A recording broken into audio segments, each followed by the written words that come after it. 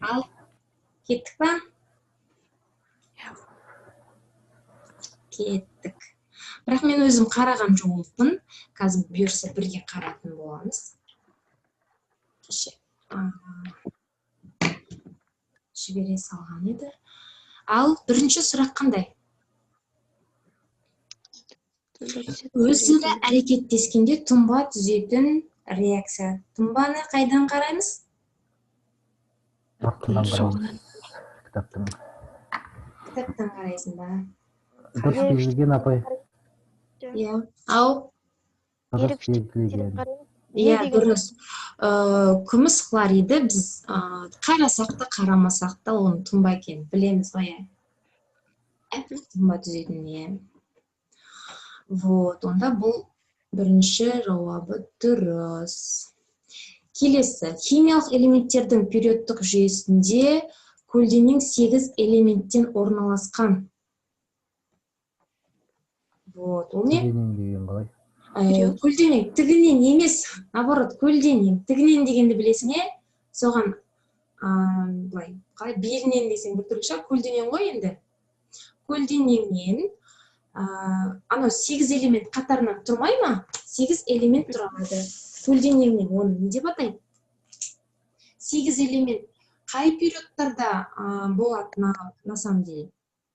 Бірінші, екінші, үшінші. Иә, конечно, бірде болмайды енді, екіде болады, үште болады. Негізгі топша ма? Ау? Негізгі топша.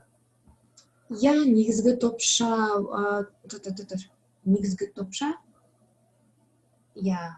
Оттығымен болмай ма? Үлкен период емес, үлкен периодтарда Д топшасы бар. Одан кейін қосымша топша деген ол керек емес. Д топшасы бізде 8 элементтен тұрмайды ғой. Кіші және үлкен период десең неизвестно болып қалады. Негізгі топша және кіші период деген екі жауаптың қайсысы деп белгілейміз?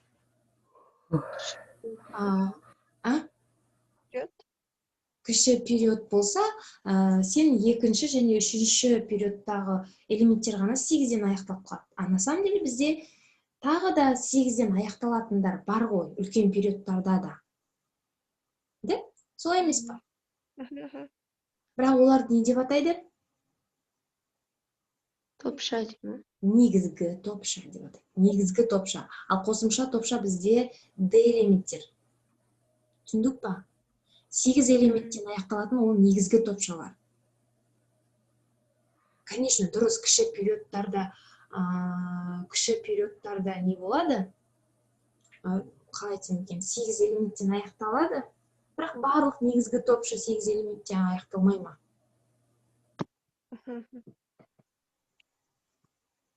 Мейрамбек, келісесің ба? Келісесің ба деймін? Иә. Кальций хлоридінің анионына сапалық анықтауға қолданатын реактив.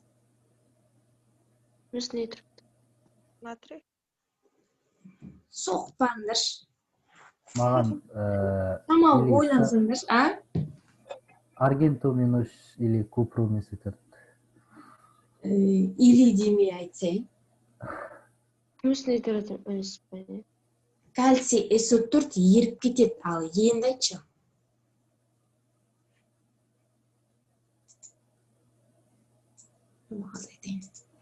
Енді айтшы. В общем, анион бойынша десе, кальциймен не ол тұнба болады? Карбонаты, кальций карбонаты тұнба емес па? Значит, қандай карбонат қайсында бар, соны белгілейсің. Келістік ба? Алло. Иә. Иә, десе, не болды сонша? Сөйлей алмайтсыңдар. Даусым нормально шықты ма? Давай. Сұйық күйде кездесетін бейметалл. Вроде мен оқушыларым бұны білу керек.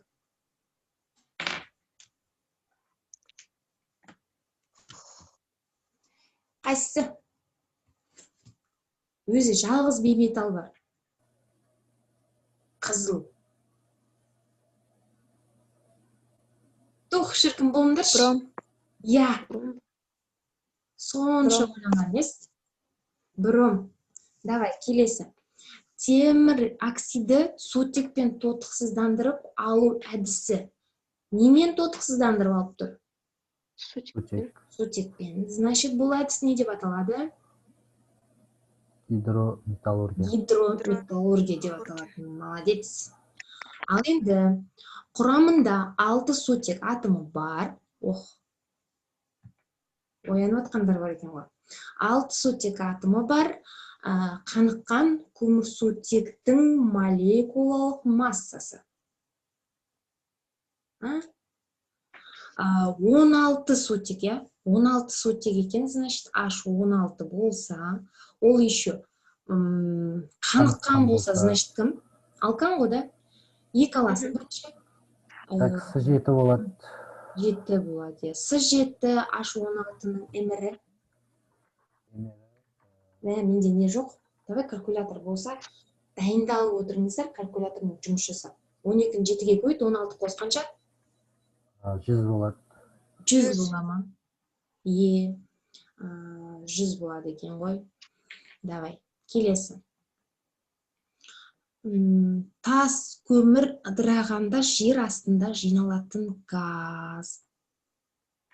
Метан. Я, да? То енді мына жерде метан дедіңіз ба? Келесі. Аммиактың массасы. Так, В тең. Бұл жерде көлем беріліп тұр. Көлем арқылы біз не тапқанымыз дұрыс? Бірінші не тауып аламыз ау деймін. Конечно. В бөлінген То есть, В-ны В-ге бөлесін, не табай қал? 0,5, я? 11,2-ні 22-де 4-ге бөлмейміз ба? Жарайды, жазайыншы. Жазайыншы. 22-де 4, там 0,5, да? 8,5. Кетешін бар. Ол үшін не істейсің? Массаны көбейту үшін зат мөлшерін эмерге көбейтесің. Ненің эмері? Аммиак. Аммиак 17-ні 0,5-ге көбейтсек 17-ні жартысы шығады. Жарты 17-ні 8,5-ге ғой шынымен. Давай, келесі.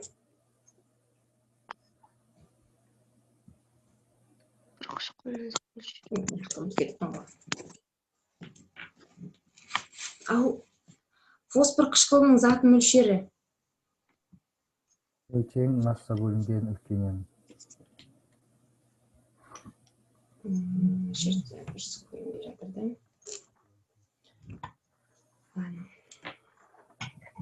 Фосфор қышқылының зат мөлшері қандай дедің? 3 мол болады. 3 мол бола ма? Ол үшін? Зат мөлшерін табу үшін массаны эмерге бөліне. Фосфор қышқылының 98, 294-ті 98-ге бөлінсе. Келесі. 31 грамм натрий оксиді толық әрекеттесуге қажет пропион қышқылының массасы.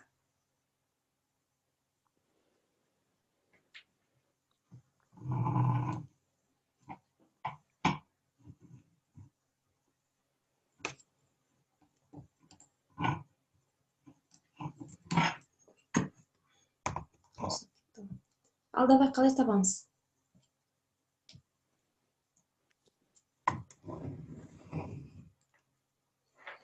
Не істейміз? Натрий 2O толық әрекеттесуге қажет пропион қышқылының массасы. Значит, кіммен әрекеттеседі деп тұр натрий оксиді? Пропион қышқылы. Пропион қышқылының формуласы қандай? 1, 2, 3, пропанда 3 көміртек бар, соңында OH бар, да? H бар. Потом мына жерде H2 бар, мына жерде H3, дұрыс па? жазғаным пропион қышқылын. Дұрыс. Аға, натрий оксидімен толық әрекеттесуге қажетті пропион қышқылының массасы. Жалпы металдар соңғы сутектің орнына орналасады. Так что біз не істейміз? С3, H2, SOO натрий болады. И мынаның сутегі, немен H2O болып шығып кетеді. Там натрий 2 болғандықтан біз мынаның алдына 2 қоямыз. И ол үшін мынаның алдына да 2 қоямыз. Вроде болды, я. Теңесткен сияқты. 31 грамм болса мынау. 62 деймін, 46-ға 16 болсын. Солай ма? 62. Пропион қышқылының массасы дейді X грамм. Астында 2 көбейтілген пропионның емері қанша?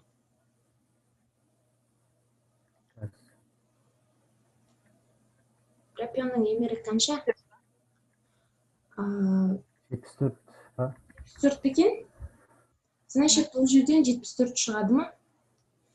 Өнерін дұрыс таптыңыздар ма? Сіздерге сеніп отырмын. Иә. Онда 74 шығады, өйткені 2 есе кіші сан шығады, дұрыс па? Иә. Келесі, металл иондары бос электрондар арасында түзілетін байланыс не деп аталады? Металдық. Конечно.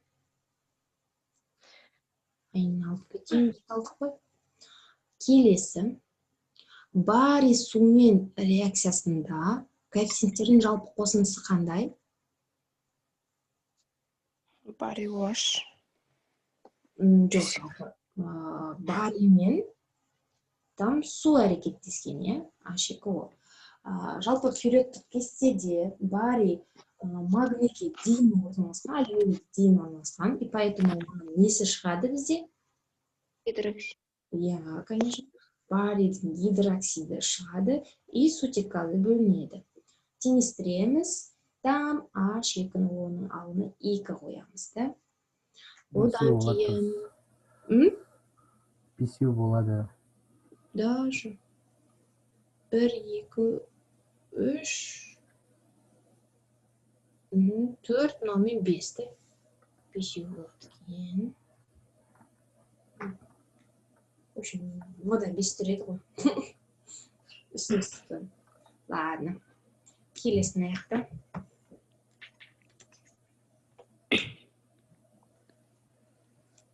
Ацетилен сумен әрекеттескен кезде әрекеттесу реакциясы не деп аталады?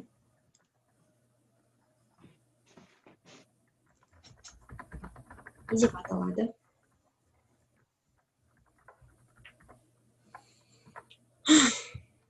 Ацетиленнің сумен әрекеттесуі не деп аталады осы? Біздің аталарымыздың ішінде фиті ғой осы. Аружан қайдасың? Я, да. Еще сомнение бар ма? Келесі. Жоқ, естіген сияқтымын сондай екен, вроде. Сол есіме түсіп жатыр. Естіген сияқтымын деп отқан. Мен ғой, Асем. Асем. Аружан жазған ғой осыны ше негізі. Аружан бар ма өші? Бар. Есінен танып отыр ғой. Темір тақташасы деген не? Тақташасы деген темір. Темірдің өзі ғой. Күкірт қышқылымен әрекеттескен H2S4-пен феррум S4 плюс H2 шығарайық ал. Енді не? 2,8 грамм. Темір 56. Аружан? Тірісін ба, барсын ба, айтып қойсайшы. Күкірт қышқылының X грамм. Ертіндісіндегі массасы дейді ағай, күкірт қышқылы 98,5 ба? Бірінші осыны тауып алайық. 98 болса, анау 2 есе кіші. Неше болатын еді? 49 ба? 4,9. Иә, 49 2 есе кішісін іздеп жатқан 4,9. Енді 4,9 ол 10% деген ғой. Не істейміз? 4,9 ол 10 дейміз. 100 табамыз. 100-де x дейміз ғой. 9 шығады. Конечно. Келесі. Мыс пен темірдің қоспасы беріледі. Мыс и темір, да? Осы екеуін азот қышқылының несімен?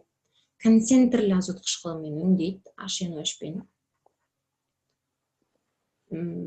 Айтыңдаршы, екеуі де реакцияға түседі ма? Пен жүрмейді. Кіммен? Мыспен. Қоя ғой. Темірмен Сүлеймания. Темірмен жүрмейді. Темірмен жүрмейді. Азот қышқылы деген соңғы тақырыбым бар. Анау 43-ші ма сабақ? үш металл емес пе, Мейрамбек қарап ал. Давай ма? Еске түсіресің. Иә, ана ортасында темір, бірдеме, шірдеме деген металдар бар, әрекеттеспейтін, соны жазып аларсың. Концентрлімен әрекеттескенде мыстың нитраты қосылған. Енді H2O, ойбай, тұрып жатыр ғой. H2O и плюс қандай болады концентрлі болғанда? NO2. NO2 болады. NO2 газ шығады. Осы түзілген газын 4,48 литр. Астына не аламыз? 22-де 4 тұрақты шаманы аламыз. Мысты табайық. X деп, мыстың эмер 64 ба? 64-тен 2 есе ол 100. 12-де неше шығады? 12-де 8 шығады, дұрыс па? 12-де 8 шығады. Енді екеуінің қоспасы 20, бізге темірдің массалық үлесі. Обычно ше, кіммен реакция жүретін ұмытқалып жатсам, мына жерде бастапқы қоспадағы темірдің массалық үлесі деп сұрап жатыр ғой. Обычно реакция жүрмейтінін сұрайды. Мен осы уақытқа дейін байқап келе жатқаным сол. Просто айтып жатқаным ғой. Что? Анау интуиция дегендерге көмектесе қалды. 12,8 не істейміз массалық үлесін табу үшін? Бірінші темір табамыз ғой. Иә, азайтамыз. 20-дан 12-де 8 азайтамыз, потом неше шығады? 7,2. 7,2. 7,2. 7,2. 7,2-ні бөлесің общий массаға. 20-ға. Иә. Көйтеміз жүзге. Иә. Қанша? 36. Неге жоқ дейсің ғой? Дону? Апайынан теңестіреміз онана? Ұмыт кетпіз ғой. Теңестірмеппіз ғой. Сіз қандай бар еді? Ну, енді сонда да вроде на жерде, мұнан алдында 2 кетеді екен ғой. Татырында болады. Тазалап жібере салайын ба? Жоқ, өшіре салайын, ластикпен.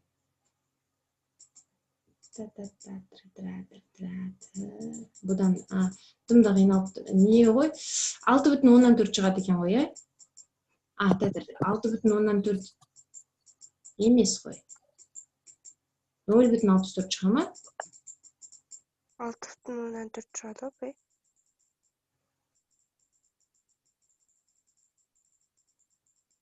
6,4 шыға ма?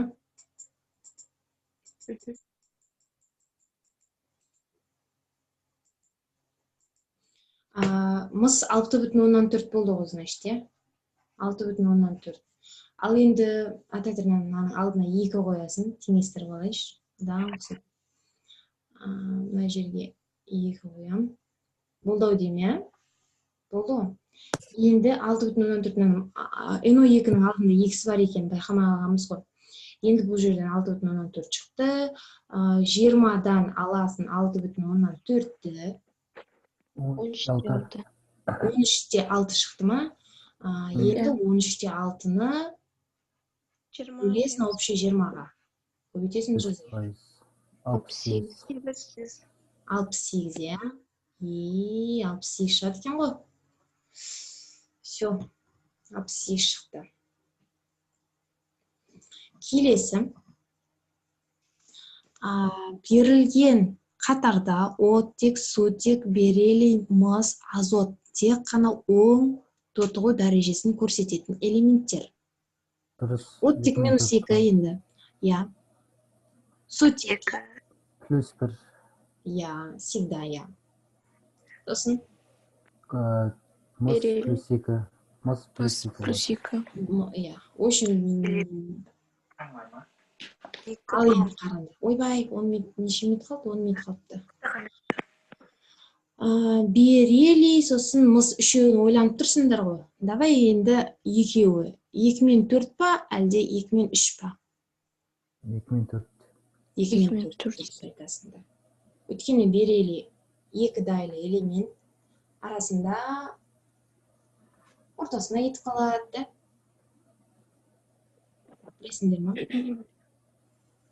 Жарайды. Келесі. Кальций сумен әрекеттескенде не түзіледі? Гидроксиді. Кальций гидроксиді шығады, бірақ бұл жерде Z заты керек. Кальций гидроксиді SO2 мен әрекеттескенде не шығады? Кальций карбонаты шығады. Кальций карбонаты шығады. Одан кейін кальций карбонаты мына 3 затпен қосылғанда SO2 мен және сумен қосылғанда не шығады? Кальций гидрокарбонат. Және жауабы шығады кальций гидрокарбонаты. Ауызша шығарып жатырмын, нормально ма? Анау, мынаны ойланып қалуларыңыз мүмкін. Да ладно, кальций гидроксидін таптық ал деп. Бірақ SO2 мен әрекеттескенде не шығады деп. Сол кезде кальцийдің карбонаты и плюс H2O шығады. Осы нәрсе бар. Сосын мына үшеуін қосқан кезде көрініп тұр ғой енді 3 затты. Кальций гидрокарбонат шығады. Ана бір бар ғой, тұрақсыз, кермектік бірдеңе деген тақырыпта осы реакция көп кездеседі. Давай, келесі. 18 құрамында 15 сигма бар, 3 пи байланыс бар. Химиялық формуласы қандай? Жоқсаңыз.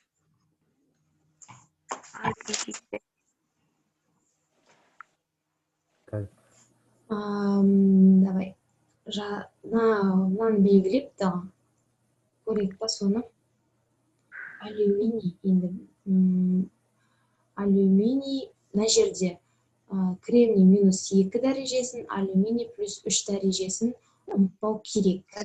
Жоқ, болды, шайнап қойды оны дегенді сол күні келгелі. Шайнап қойды де менен туып бере масақ жоқ болса? Жоқ сағыз. Мынау қайсы? Жауып қой, нені?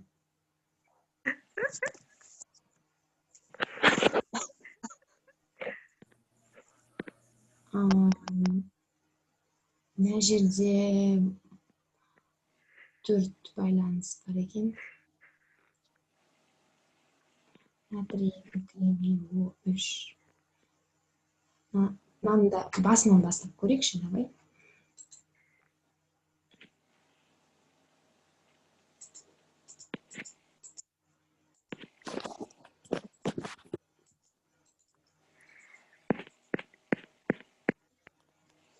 Лайсик, басында мысалға бірінші не берілген? Натрий 2, кремний O3 берілген. Оттек минус 2, натрий плюс 1, кремний қанша? Плюс 5. Плюс 4-те. Енді кремний сол 4 валенттілігін сақтау керек. 3 жағында оттегі 2 валенттіліктерін сақтау керек. Екеуінен натрий бару керек. Одан кейін оттек үшеу ғой. Міне былай. Міне бір жердегі байланыс. Қайда кетті? Бұл болмайды ау деймін. Осы байланыс керек емес. Бұл болмайды. Не үшін? Өйткені бұл жерде жалғыз ғана Пи байланыс бар. байланыс бар. Жалғыз ғана пи байланыс бар. Неше пи керек бізге? Пи керек.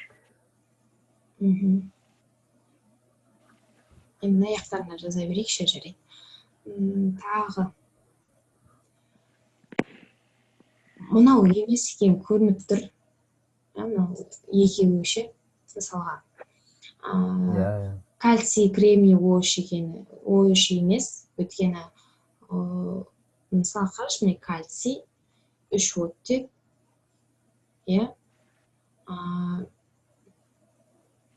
Ойбай, мен зарядкамды өшінен деп отырмын. 3 оттек и кремний.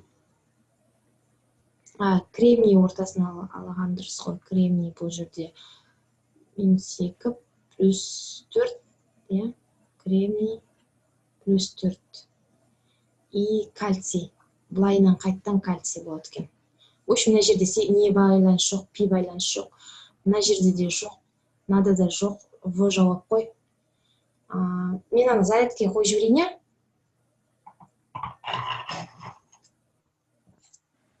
Егер мысалға ананы жазуға не істейтін болсаңдар деп атқаным ғой, зарядкаға қойып жіберейін.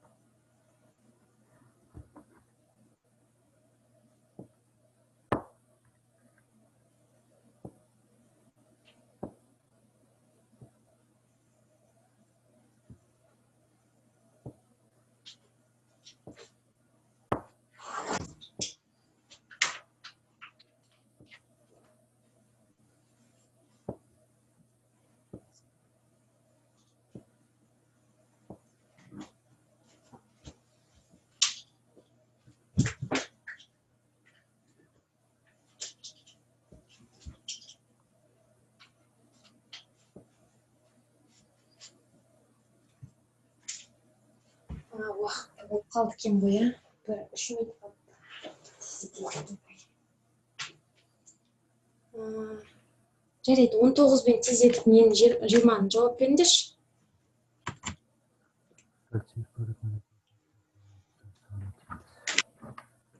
Нелерім неді? Тоқ-моқ бәрі анаяққа кетіп қалыпты ғой.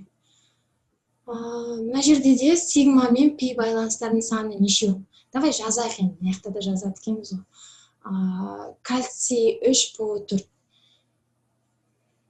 Өтірік қой енді. Кальций.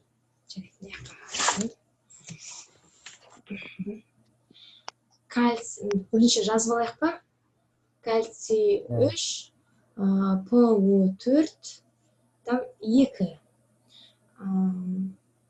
Мына жерде +2 зарядты. Мынау -3 зарядты, иә? Біріншіден осы жерде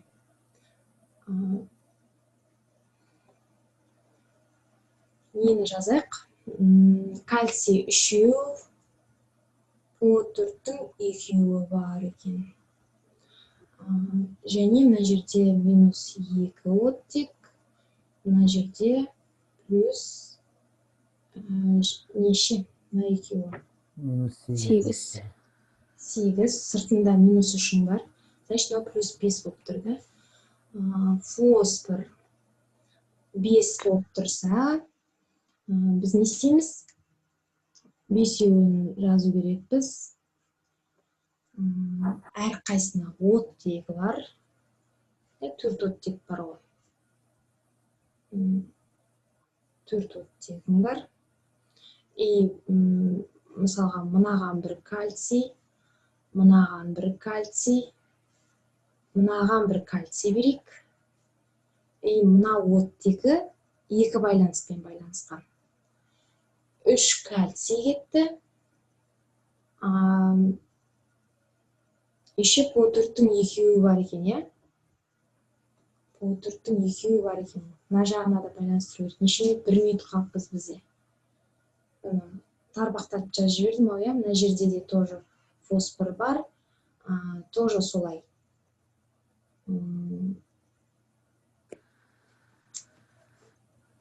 Тура осындай болу керек. Мына екеуінің арасында байланыс болу керек еще. Былай, мен аны өшіре тұрайын. Ойбай, уақытымыз қалды. Қайттан кіреміз бәлде? Қайттан кетті. Давай, қайттан кіріңдерші. Өйткені уже секунд қалыпты почти. Жақсы?